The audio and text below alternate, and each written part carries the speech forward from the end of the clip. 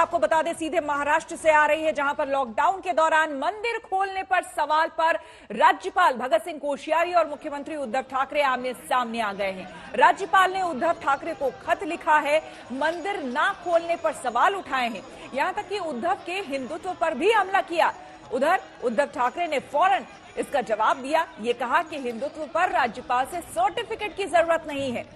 BJP समर्थकों ने दूसरी तरफ सिद्धि विनायक मंदिर पर प्रदर्शन किया। सिद्धि विनायक मंदिर के सामने सांकेतिक तौर पर यहां पर प्रदर्शन किया। पुणे की तस्वीरें भी दिखा रहे हैं और ये देखिए सिद्धि विनायक मंदिर के ठीक सामने प्रदर्शनकारी बीजेपी कार्यकर्ता यहां पर पहुंचे और बाकायदा एक हाथ में इन्होंने गणपति की मूर्ति ले रखी थी, दूसरे हाथ में थाली, और बीच सड़क पर बाकायदा गणपति बप्पा मोरया के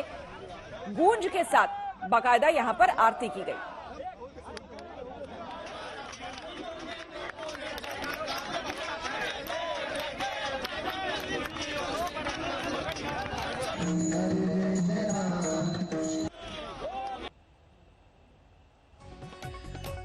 तो इस वक्त महाराष्ट्र की बात करें, मुंबई की बात करें, सीधे तौर पर राज्यपाल वर्सेस उद्धव ठाकरे, यानी कि राज्यपाल और उद्धव ठाकरे के बीच में यह चिट्ठी वार शुरू हो गया है। कमलेश सुतार हमारे संवाददाता हमारे साथ सीधे जुड़े हैं मुंबई में सिद्धि विनायक मंदिर से। कमलेश, राज्यपाल ने चिट्ठी लिखी, उसका जवाब उद्धव ठाकरे ने साफ तौर पर दे दिया है कि उन्हें किसी भी हिंदुत्व के लिए किसी के सर्टिफिकेट की जरूरत नहीं है। लेकिन इस वक्त सड़कों पर वहां पर क्या हो रहा है, क्योंकि थोड़ी देर पहले की जो तस्वीरें थी वो साफ बता रही थी किस तरह से राजनीति भी हो रही है और किस तरह से कोविड की धज्जियां भी उड़ाई जा रही हैं। जी नेहा, थोड़ी देर पहले यहाँ पर जिस तरह, जी श्वेता माफ कीजिए, थोड़ी देर पहले यहाँ पर जिस तरह का आंदोलन किया गया भारतीय जनता पार्टी की तरफ से, बड़े पैमाने में भारतीय जनता पार्टी के नेता यहाँ पर थे, बड़े पैमाने में भारतीय जनता पार्टी के कार्यकर्ता भी यहाँ थे और सिद्धि विनायक मंदिर और मुंबई के धार्मिक स्थलों को खोलने की मांग को लेकर, उन्होंने विशेषकर मंदिरों को खोलने की मांग को लेकर यहाँ पर आंदोलन किया। सिर्फ यहाँ पर ही नहीं, पुणे में, शिरडी में, अलग अलग जगहों पर इसी तरह का आंदोलन महाराष्ट्र में किया गया और पिछले कई दिनों से लगातार इस मांग को लेकर दबाव बढ़ाया जा रहा है सरकार पर कि सरकार इन चीजों को खोले, मंदिरों को खोले। कुछ ही दिनों पहले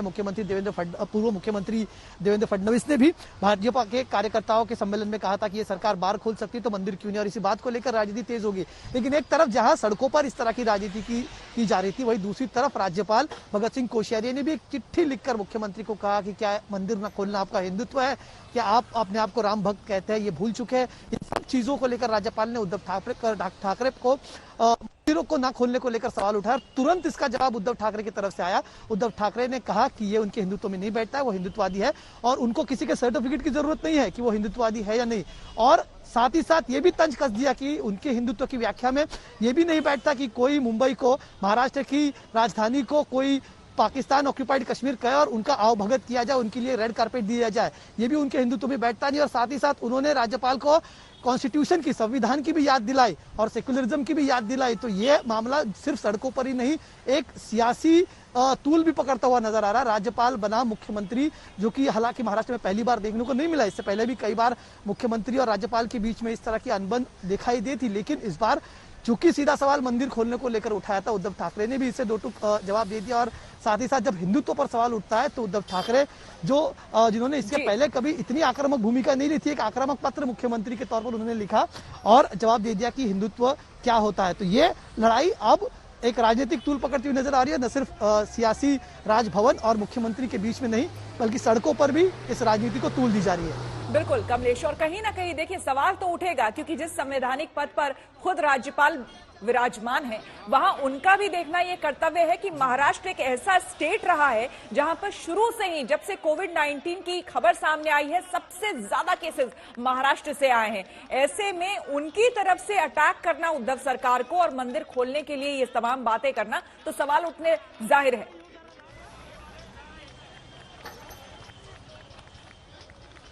जी, अगर पिछले कुछ दिनों की बात की जाए तो महाराष्ट्र सरकार ने लगातार इस बात को लेकर अपील की है कि जितने भी फेस्टिवल्स इस बीच में आए थे,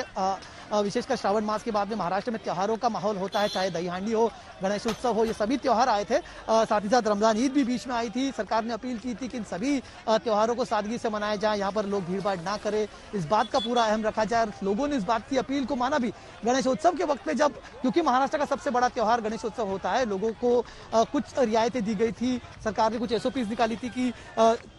मूर्ति की चाहे हाइट हो या फिर बाकी चीजें हो, इनको लेकर सरकार ने रिस्ट्रिक्शन दिए थे। लेकिन जो कोरोना का संक्रमण महाराष्ट्र के शहरों में ज्यादा था, मुंबई मेट्रोज में दिखाई दे रहा था, वही संक्रमण बाकी इलाकों में देखने को मिला। ग्रामीण महाराष्ट्र में, रूरल महाराष्ट्र में केसेस की संख्या ज्यादातर बढ़ती हुई उस वक्त नजर आई और शायद इसी बात का डर सरकार को है और इसी बात को लेकर सरकार इस बात को लेकर हिचकिचा रही है कि शायद फिर से मंदिर खोलने के बाद, धार्मिक स्थलों को परमिशन दी जाने के बाद क्या फिर से इस तरह का माहौल हो सकता है, केसेस फिर से बढ़ जाएंगे। अगर बढ़ते हैं तो इसे किस तरह से हैंडल किया जाए, क्योंकि सरकार को लगातार इस बात को लेकर आलोचना का सामना भी करना पड़ रहा है। सबसे ज्यादा केसेस महाराष्ट्र में, विशेषकर पुणे और मुंबई जैसे शहरों में है और इसीलिए सरकार इस बारे में धीरे धीरे अनलॉक की प्रक्रिया में, मुख्यमंत्री उद्धव ठाकरे ने रविवार को किए गए टीवी संबोधन में ये भी कहा था कि मंदिर खोलना उनके लिस्ट पर है, लेकिन कब खोला जाए, किस तरह से खोला जाए, क्या एसओपी होंगे, इसके बारे में सरकार सोचेगी और बाद में खोला जाएगा। लेकिन इसी बीच भारतीय जनता पार्टी ने और कुछ और राजनीतिक दलों ने इसको लेकर सियासत गरमा दी है और रास्ते पर उतरकर आंदोलन करना शुरू कर दिया है। बिल्कुल कमलेश, सिर्फ बीजेपी की बात नहीं करे, और भी वहां 2-3 और पार्टी है जिसमें राज ठाकरे की भी पार्टी है, वो भी चाहती है और मांग कर चुकी है कि महाराष्ट्र में मंदिर खोले जाने चाहिए। ऐसे में सरकार की तरफ से किस तरह का स्टैंड आपको लगता है कि, और खास करके आज के प्रदर्शन को देखते हुए आने वाले दिनों में कुछ देखने को मिलेगा? क्या इस पर विचार किया जाएगा कि कुछ गाइडलाइंस के बाद मंदिर खोले जाएं? जी देखिए, सरकार ने पहले, जैसा मैंने जिक्र किया थोड़ी देर पहले, कि रविवार को जो मुख्यमंत्री उद्धव ठाकरे का ऑनलाइन एड्रेस था महाराष्ट्र की जनता को लेकर, तो उसमें उन्होंने कहा था कि इसके बारे में एसओपीज, हर चीज के बारे में सरकार एसओपीज सोच रही है, क्या एसओपीज रहेंगे, किस तरह से मंदिर खोला जाएगा, इसके बारे में सरकार सोच रही है। लेकिन किस तरह से खोला जाए, ये एसओपीज हर चीज के लिए बनाए गए थे। राज्य ने कहा था कि सबसे पहले जिस तरह का आर्थिक चक्र राज्य का होता है, आर्थिक चक्र खोलने को लेकर क्या एसओपीज होने चाहिए, उसको लेकर राज्य सरकार ने ये शुरू किया था। लेकिन अब अगर ये जैसा आपने जिक्र किया कि एमएनएस की डिमांड है, राज ठाकरे की पार्टी की डिमांड है कि मंदिर खोले जाने चाहिए, उनकी तो ये भी डिमांड है कि लोकल ट्रेन शुरू कर देनी चाहिए। लेकिन मुंबई का जहां तक सवाल है, अगर भीड़ को काबू में नहीं किया जाए तो सोशल डिस्टेंसिंग जैसी चीज हो या फिर बाकी जो नॉर्म्स है, अगर उनका पालन नहीं किया गया तो केसेस बढ़ सकते हैं। धीरे धीरे नंबर कम होने चाहिए। महाराष्ट्र में डबलिंग का रेट कल ही और ज्यादा कम होकर 11 दिन पर और कम हो गया है। तो इस तरह का कंट्रोल अगर कोरोना पे लाना है, संक्रमण पे लाना है और चीजें पूरी तरह से अनलॉक करनी है, तो इन चीजों का एहतियात सरकार को बरतना पड़ेगा। इसलिए सरकार धीरे धीरे आस्ते कदम एक एक चीज आगे जा रही है और इसीलिए सरकारी अधिकारी जिनसे हमारी बात लगातार होती रहती है, उनका ये भी कहना है कि हर एक चीज बिना एसओपीज के खोली नहीं जा रही। इसके बारे में भी सरकार जल्द ही निर्णय लेगी, लेकिन जब सिचुएशन कंड्यूसिव होगा, जब ऐसा माहौल होगा कि शायद खोलने से, मंदिर खोलने से भीड़ को काबू में लाया जा सकता है या फिर उस पर कुछ कंट्रोल लाया जा सकता है, लिमिटेड वक्त में खोले जा सकते हैं, सोशल डिस्टेंसिंग का पालन जहां पर किया जा सकता है, अगर ऐसी चीजों का एसओपी सरकार बनाती है, ऐसे पर निर्णय लिया जाएगा कि सिर्फ मंदिर ही नहीं, बाकी धार्मिक स्थलों को भी लोगों के लिए खुला कर दिया जाएगा।